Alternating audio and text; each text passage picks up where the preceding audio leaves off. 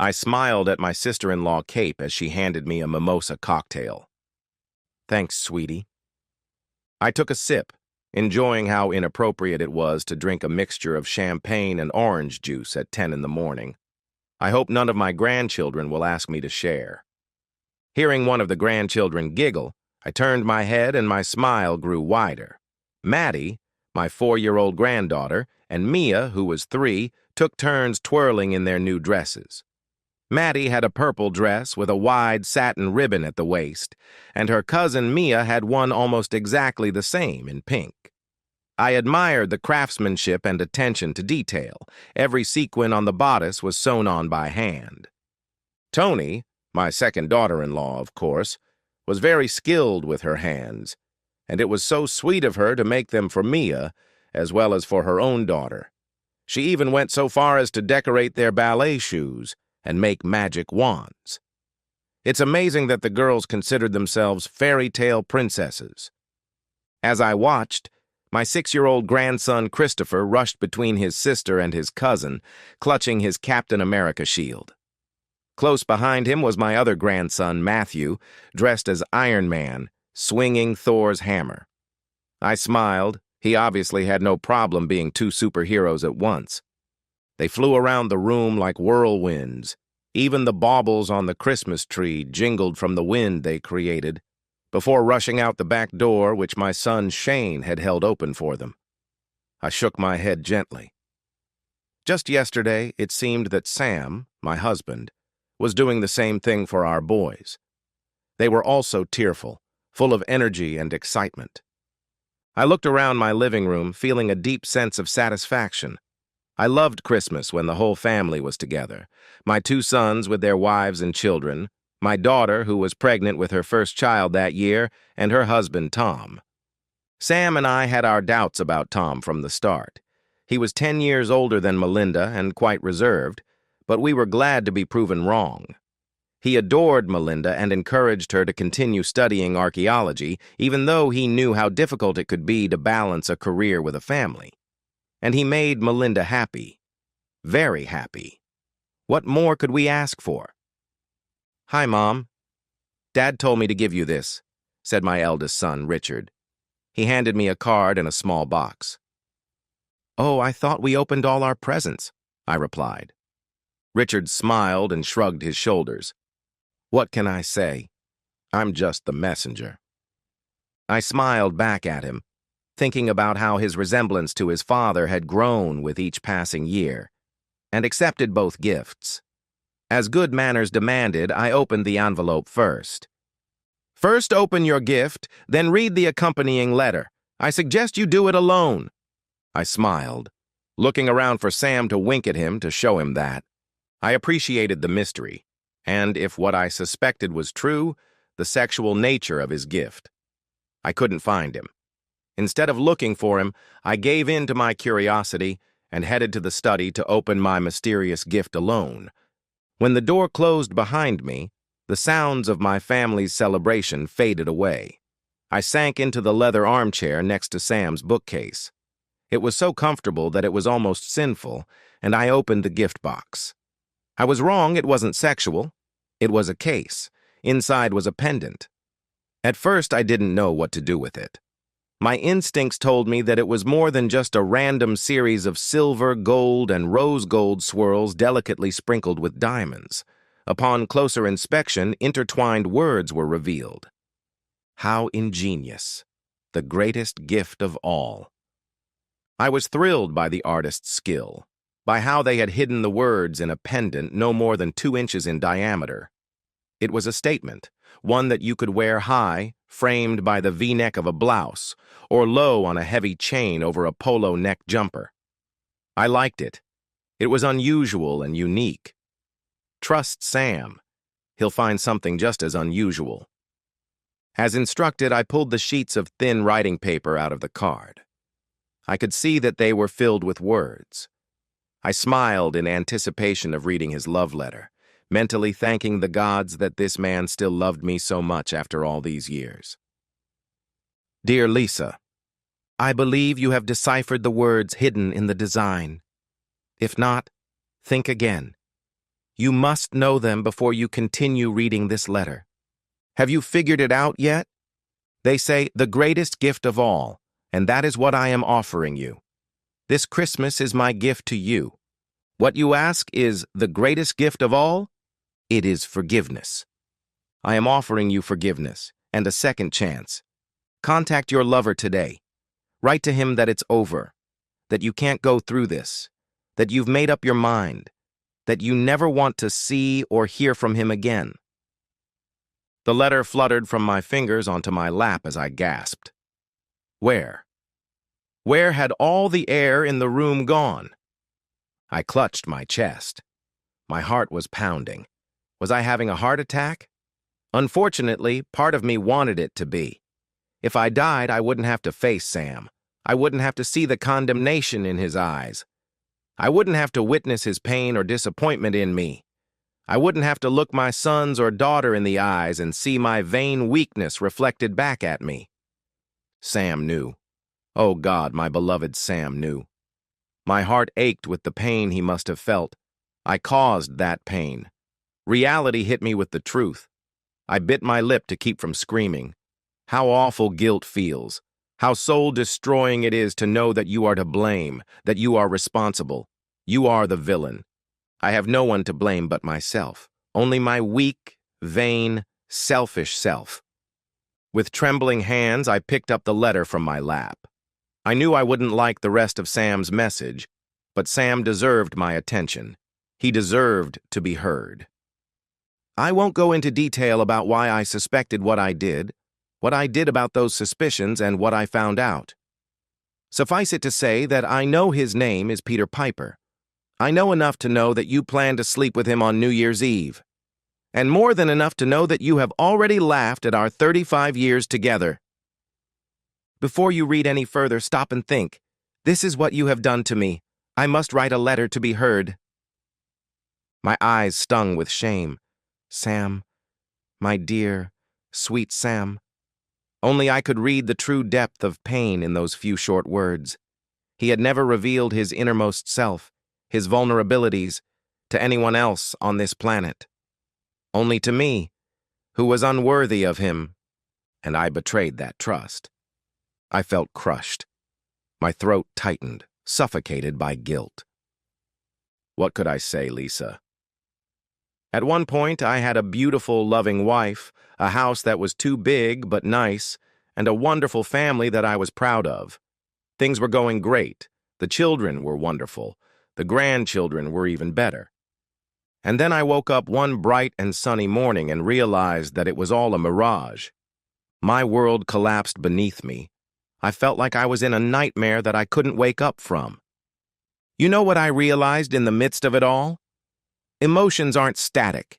You can't divide them into pieces. Not completely. Not forever. They're not solid like bricks or stones. You can't have a stone of pain, a stone of emptiness, and a stone of anger.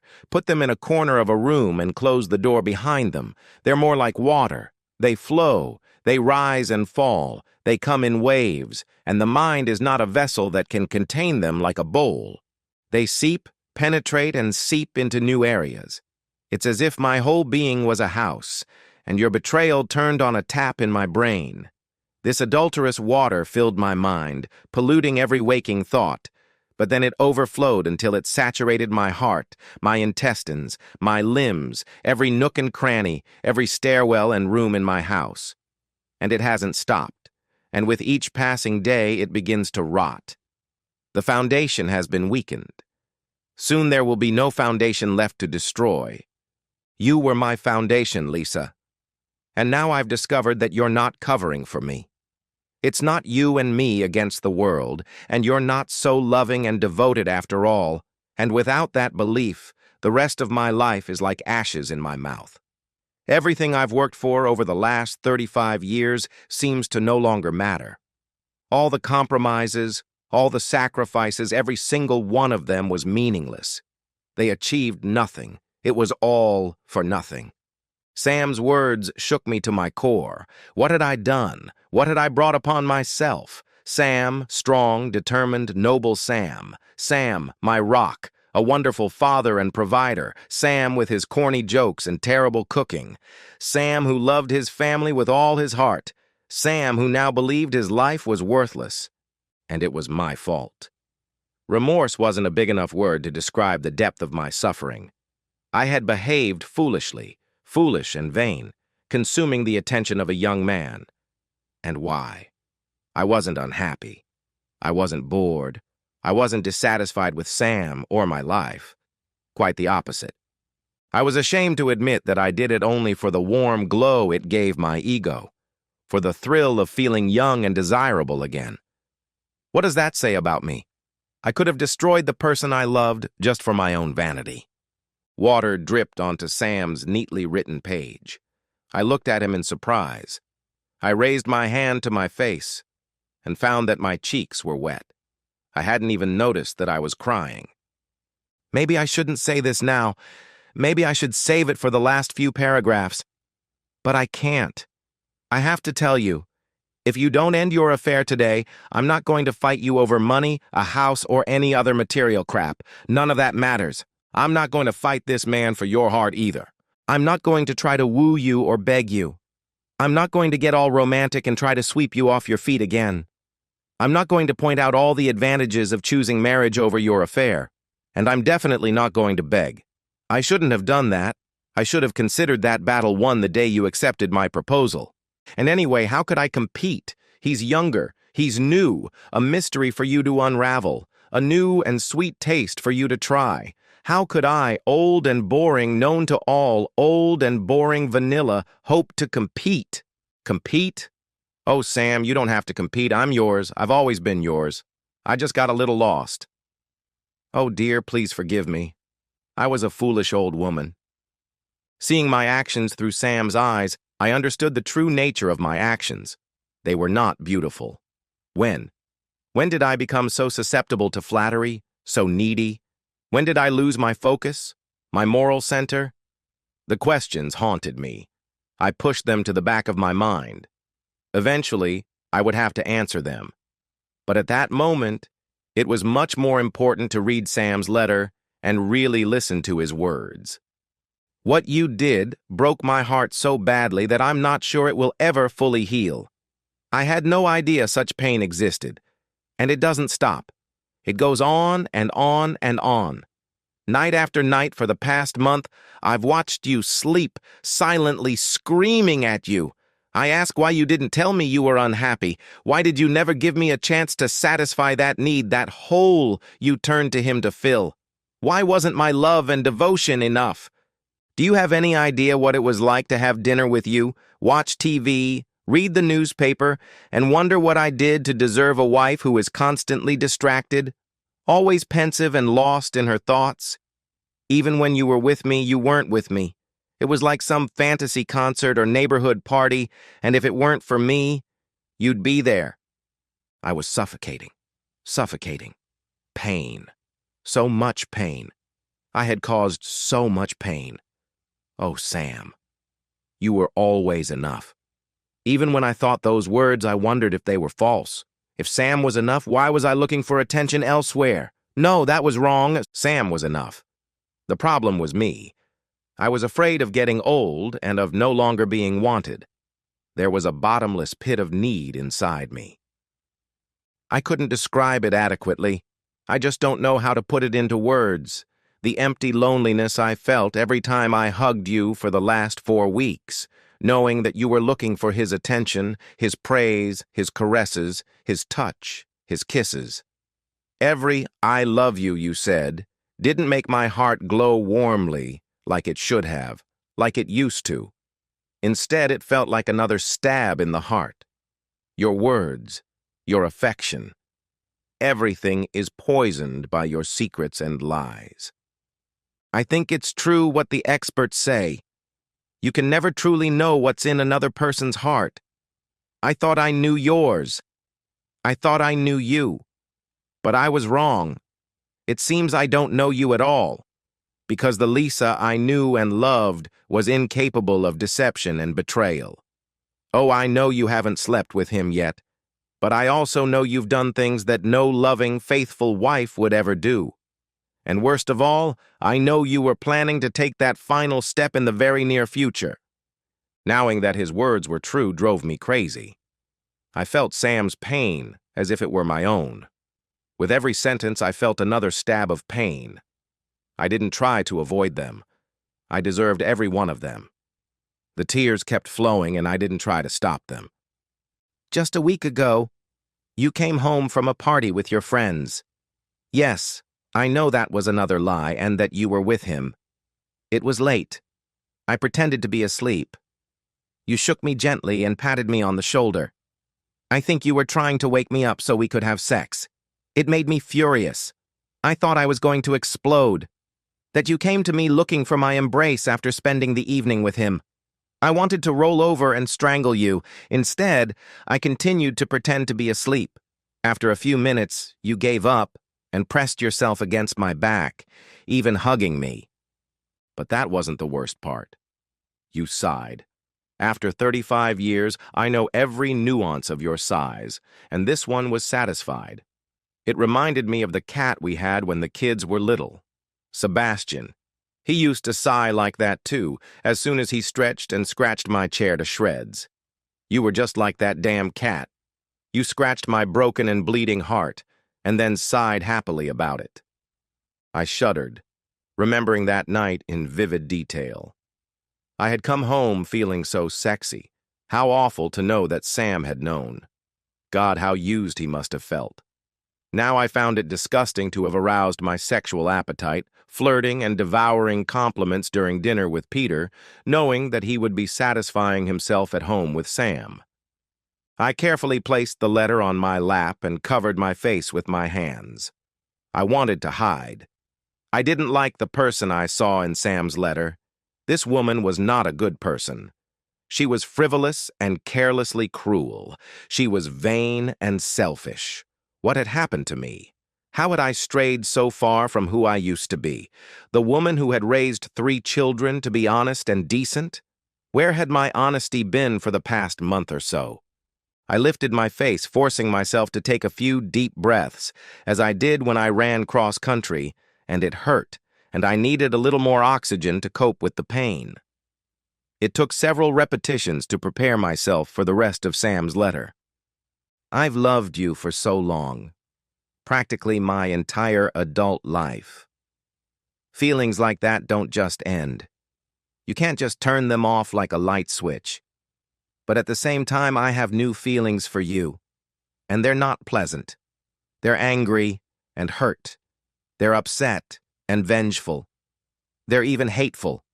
Right now, as much as I love you, I despise you just as much. My heart, my guts, feel like a blender with all my old and new feelings spinning around together. What will come out the other end, I don't know. Honestly, I don't know. Part of me hopes that you choose your lover, because the path to any semblance of happiness will be difficult, strewn with obstacles, and I will be driven by the need to work to improve a situation that I did not create. This last month has been the worst of my life.